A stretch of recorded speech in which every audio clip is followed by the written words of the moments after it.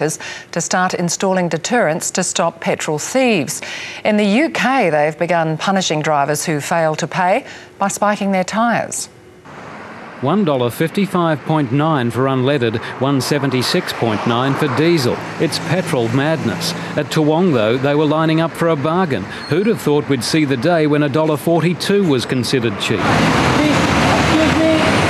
In Melbourne today, they were using traffic marshals to avoid jams at Bowsers. Drivers are getting in early to avoid the regular Wednesday price rise. And the problem's worldwide. In London, truck drivers have blocked streets in protest. And there's this. Do not leave the forecourt. Failure to observe this warning may result in your vehicle tyres being deflated. London servo operators are hitting back. Steal petrol here and your tyres will be slashed. A sensor detects when someone is pulling away without paying. Ignore the warnings and a set of metal spikes will deflate your tyres in seconds. It's sad that we have to go to these extremes to kind of like prevent this kind of crime. Back home in the Logan district alone, there have been 241 drive-offs over a 3-month period. Now they're topping up to about $90. They're filling their tanks and it's usually stolen number plates. Donna Redding is losing big money.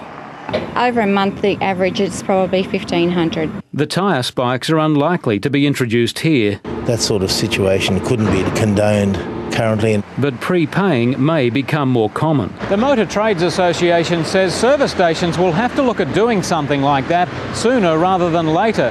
Their prediction is frightening. Petrol hitting $2 by the end of the year. Diesel, $2.20. It would get to the stage where some form of action would be taken. Neil Warren, 7 News. The Caltex Australian boss has defended the high price of fuel, saying his company makes only 1.5 cents a litre.